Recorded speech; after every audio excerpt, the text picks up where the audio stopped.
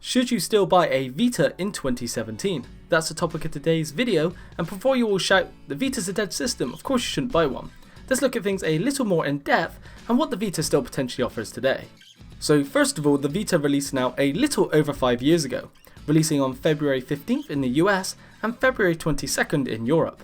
Originally codenamed as the NGP and consequently called by fans as the Nintendo Got Owned, which 5 years later is a little bit funny considering the absolute landslide victory the 3DS has had in sales in comparison. The Vita was a console with a lot of potential that would never be truly realised, and was at the time a graphical powerhouse unrivaled really by anything portable in 2012.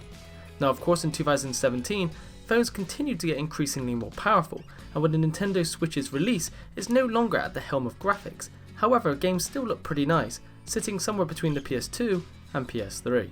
Vita's failure can be attributed to several factors.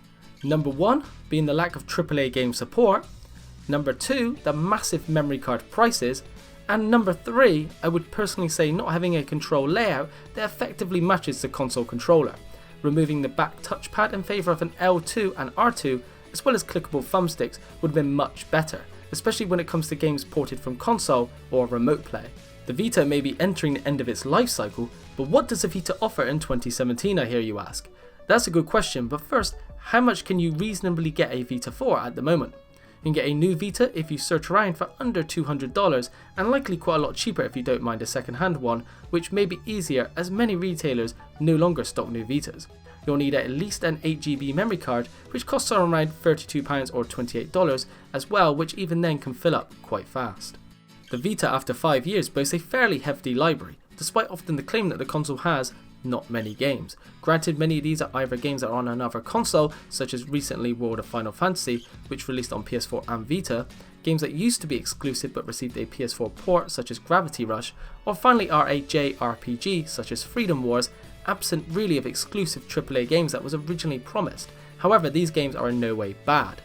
First, let's look at the exclusive games. To start off with, Persona 4 Golden. Technically this game isn't a true exclusive. Persona 4 is on the PS2, however this particular version, Persona 4 Golden, has many additional features, making it the best way to experience the game and one of, if not the reason to own a Vita still.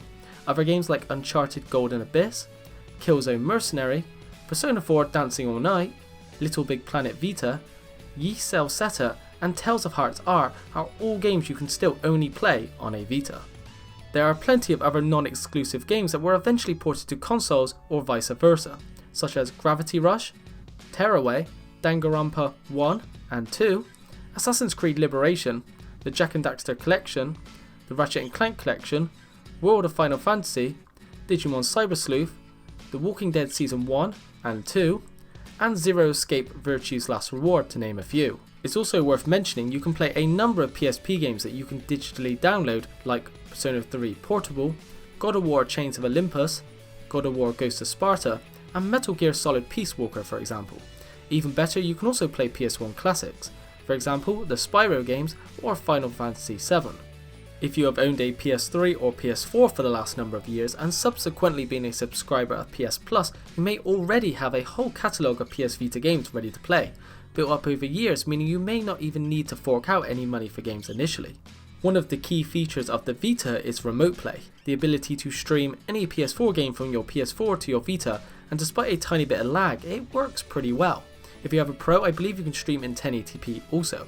Yes, you can remote play to a PC, laptop or Sony phone, but streaming to a Vita that's very portable, doesn't need any additional accessories, and is easy to travel with is in my opinion the best way to remote play, or at least the most convenient way I find.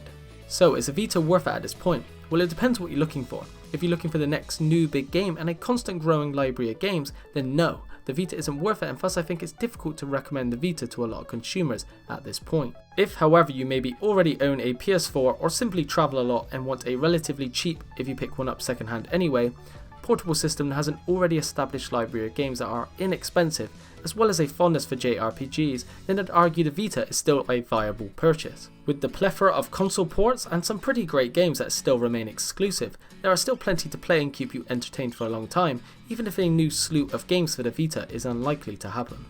That's it for this video. I want to try a different video today outside of one of the series. If you own a Vita, do you still use it and what do you mainly use it for? Click the thumbnail on the left or right to watch one of my previous videos. If you enjoyed the video, click the like button and sub. Thanks for watching as usual, and see you on the next video.